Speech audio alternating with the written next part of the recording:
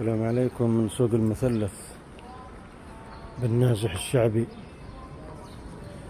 والاستعدادات لعيد الأضحى المبارك، حيث تسابق الأهالي في منطقة جازان على تأمين المواد الفخارية والقدور، قدور المحشوش، الأكلة الشعبية المعروفة في منطقة جازان وكثير من الأماكن الجنوبية،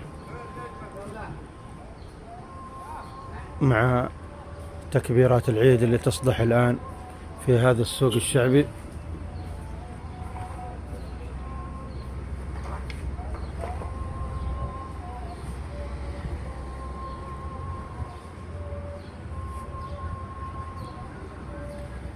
هذا أنواع من المغشات هنا الحجرية، هذا المغش الحجري هنا والقدور.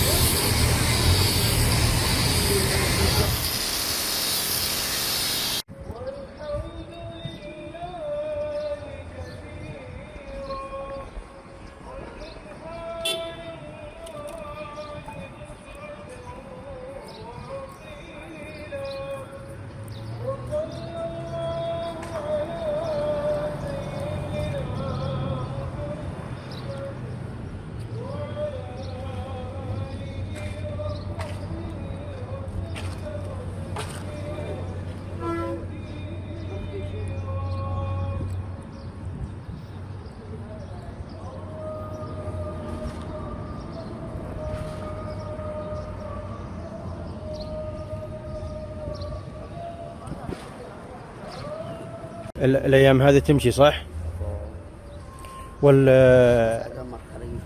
القدور فين القدور حق المحشوش وحق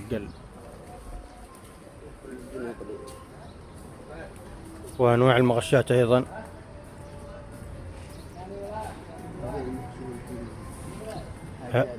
هذه برضو ما شاء الله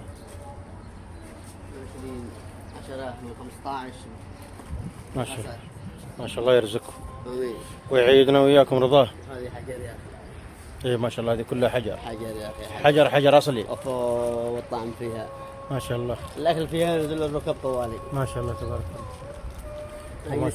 وما شاء الله مع التكبيرات هنا. استعداداتك المعروف محافظة الدرب الناس للعيد شراء السكاكين وكذا. والله في العيد طبعا تصلي الفجر، بعدها تصلي العيد، وبعد العيد ترجع على الأرض تذبح الأضحية، بعدها نضحي وترجع على الحنيذ والخمير والحاجات الزينة في العيد. ما شاء الله. وأنت الحين جاي تشتري سكاكين ها؟ الحين جاي اشتري سكاكين إن شاء الله استعداد العيد الأضحى المبارك، وبرضه في الليل برضه تكون في عشاء جماعي للحارة. ما شاء الله الله يوفقك. الجميل إن شاء الله. شكرا.